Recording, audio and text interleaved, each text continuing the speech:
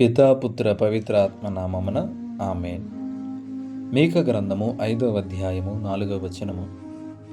అతడు ప్రభు బలముతోనూ ప్రభువైన దేవుని ప్రభావముతోనూ తన మందను మేపును. లోకములోని నరులెల్లరును అతని ప్రభావమును అంగీకరింతురు, కనుక వారు క్షేమముగా జీవింతురు. క్రీస్తునాని యందు ప్రియ సహోదరి సహోదరులారా, ఈ యొక్క ఆగమన కాలం ఉన్నటువంటి మనము మరి కొద్ది రోజుల్లో మనం జరుపుకోబోతున్నటువంటి క్రీస్తు జయంతి మహోత్సవ వేడుకలలో మనమందరికీ కూడా ఈ యొక్క వాక్యము చాలా ఊరటను, మనకి విశ్వాసాన్ని పెంపొందించుకోవడానికి, మన నిరీక్షణ ఆ ప్రభువులో ఫలిస్తుందని తెలియచేయడానికి మనకు ఈ యొక్క వాక్యము మనకు ఎంతగానో ఉపయోగపడుతుంది. మీకా ప్రవక్త గ్రంథము తీర్పు హెచ్చరికలతో ప్రారంభమైనప్పటికీ కూడా ఒక మంచి ఆశతో ముగుస్తుంది. ప్రజల పాపాలు, పేదలపై అణిచివేత, ఆత్మీయ అపస్థితి, ఇవన్నీ దేవుని తీర్పుకు కారణాలుగా మీకా స్పష్టంగా చెబుతాడు. అయినా దేవుడు తన ప్రజలను శాశ్వతంగా విడిచిపెట్టడు. బెత్లెహేము నుండి రావలసిన మెస్సయ్య ద్వారా పునరుద్ధరణ జరుగుతుందని వాక్యం ప్రకటిస్తుంది.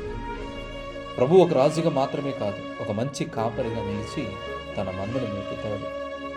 ఆయన స్వశక్తితో కాదు, దేవుని బలముతో, దేవుని నామ మహిమలో సేవ చేస్తాడు. అందువల్ల ఆయన పాలనలో భయము కాదు, నివాసం, భద్రత, స్థిరత్వం ఉంటుంది. దేవుని ప్రజలు చెదిరిపోకుండా నిలిచి ఉంటారు. ఈ వాక్యం క్రీస్తు తొలి రాకతో పరిమితం కాదు, ఆయన రెండవ రాక వైపు మన దృష్టిని తీసుకువెళుతుంది. అప్పుడు ఆయన రాజ్యాధికారము భూమి అంచుల వరకు వ్యాపిస్తుంది. అబ్రహాము, దావీదు వారికి ఇచ్చిన వాగ్దానాలు నెరవేరుతాయి. ఇశ్రాయేలు శాంతిలో నివసించి సమస్త జనులకు ఆశీర్వాద మార్గమవుతుంది. మన జీవితాలకు ఈ యొక్క వాక్యం ఇచ్చే సందేశం స్పష్టము. మన బలహీనతలలో, అస్థిరత్వాల్లో, భయాల్లో క్రీస్తు మంచి కాపరిగా మనతో నిలుస్తాడు. ఆయన మనను పోషిస్తాడు, నడిపిస్తాడు, రక్షిస్తాడు. క్రీస్తులో విశ్వాసం ఉంచిన మనం ఇప్పటికే పాత సృష్టి నుండి కొత్త సృష్టికి మార్పు పొందుతాం. క్షమ, విమోచన, నిత్య జీవం, ఇవి ఆయన కృపదానాలు. కాబట్టి మన కాపరి రాజు వస్తున్నాడు. ఆయన పాలనలో శాంతి ఉంటుంది, ఆయన నామములో మహిమ ఉంటుంది, ఆయన రాజ్యములో నిత్య ఆశ ఉంటుంది.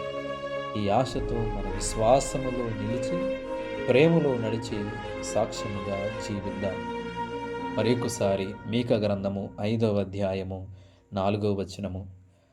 అతడు ప్రభు బలముతోనూ ప్రభువైన దేవుని ప్రాభవముతోనూ తన మందను మేపును. లోకములోని నరులెల్లరును అతని ప్రాభవమును అంగీకరింతురు, కనుక వారు క్షేమముగా జీవింతురు. ఆయన పాలనలో మనము పరిపాలించబడి దేవుని ప్రేమను మనలో నిలుపుకొని జీవించడానికి ప్రయత్నం చేద్దాం. దేవుడు మిమ్మందరిని దీవించి కాచి కాపాడునుగాక. పిత పుత్ర పవిత్ర ఆత్మ నామమున ఆమేన్.